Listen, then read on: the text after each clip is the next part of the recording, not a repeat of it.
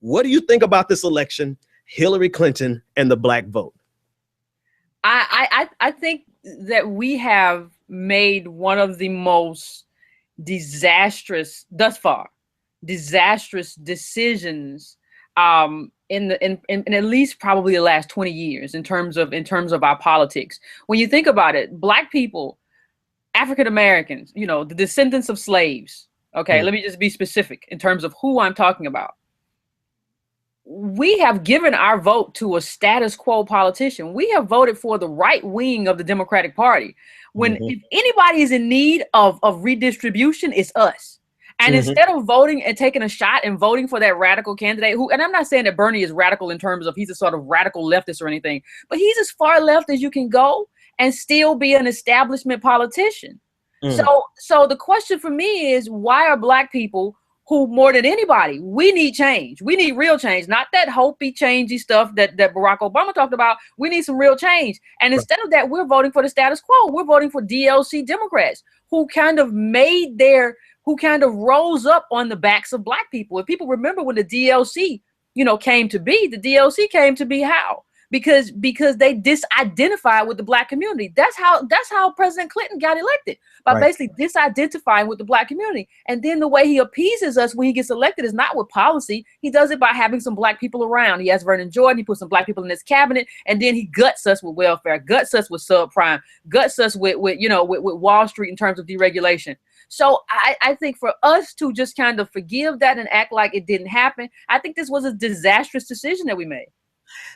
Oh, so you've summed up about the last 6 months of me ranting in about 3 minutes, because to me it's unfathomable that African Americans are the reason, right? And throughout the South, all of these last primaries that Hillary Clinton won, she won because she had like a 30-point lead, 60-point lead, 70-point lead in the African American community, in the black vote. So it's so amazing to me that we face the possibility of a President Hillary Clinton, not despite the black vote, but because the black vote, when you consider everything that they've done, everything that you listed. I don't even have to regurgitate it because you listed a litany of things that they've done to never deserve the black vote. And here we are, those of us who, like, me personally, I'm just like, I'm wide open, publicly feeling the burn. I'm supporting Bernie Sanders because exactly what you said. He's as far left as we have gotten in my lifetime, period, hands down. Nobody else has gone as far left to him. But in black, like you said, black people can benefit from the redistributive just ideas. Just the conversation would help us out. But we've turned from someone like Bernie Sanders and ran back into the arms of Hillary Clinton. How does that happen? How does that actually get pulled off? Well, one of the things I would like to point out is that, and somebody gave me this, somebody was in my inbox with, Pascal Robert, he did some data, but there was somebody else in my inbox that pointed out, if black people had voted for Hillary Clinton 50-50, 50 for Hillary, 50 for Bernie, Bernie would be running away with the nomination right now. Right. So the first thing I need black people to do is own it.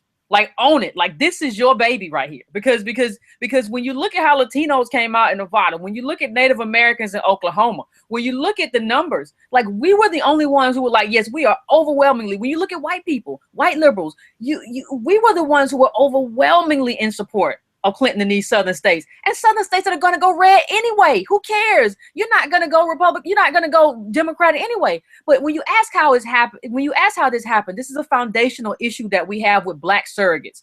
We have the black surrogates in the black misleadership class. I don't even call them class anymore. I call them black misleadership functional people, in the sense of functionaries, because they don't have any wealth. So how can we call them elite? The only money or wealth or power they have is in proximity to their white paymasters. So they're not really elite. They're not really wealthy. They're just kind of racing for their crumbs from the table. That's what they're doing. They're not even really at the table. You heard Mark Morial say on MSNBC, he said, this is really about this whole Bernie Sanders, this whole election is really about who's going to sit at the table. He didn't say this is about poor black people. He didn't say this is about getting black people jobs. He didn't say this is about, black people finally coming up and finally having some infrastructure and having good communities and good schools. He didn't say that. He said this is about who's going to sit at the table. And that's what they're worried about. Like, they know, listen, the black misleadership functionaries are waiting right now. They are waiting right now for Hillary Clinton to get elected, because a lot of them know I'm going to get put on.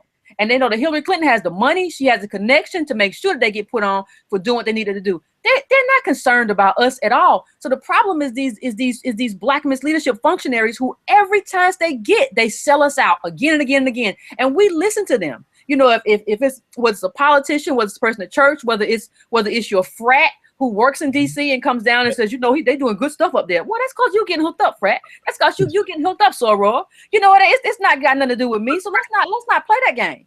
Right. Oh, I love it.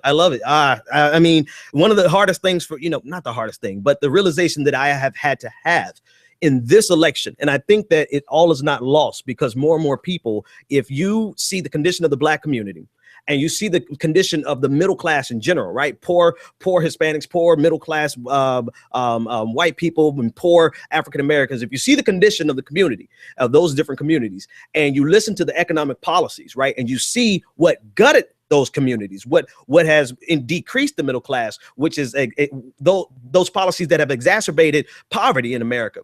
You see that it's been the status quo.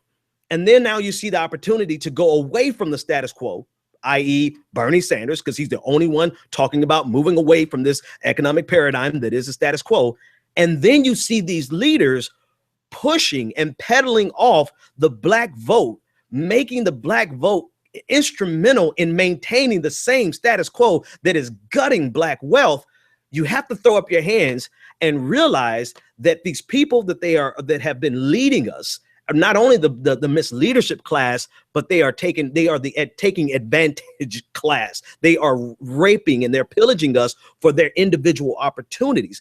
And one thing that was I've always fought for and defended, particularly, let's say, Barack Obama, but he is an extension, and these surrogates are an extension of this, using the narrative of Barack Obama against Bernie Sanders in order to prop up Hillary Clinton. You see all of these shenanigans that they're pulling off, and you have to take a step back and realize that black political elite in this election have been the most detrimental to the progress of the average American, to the working class and the poor Americans. And it really, like you said, it falls square on our backs. There was a question in there somewhere, but let me pivot to this question. When I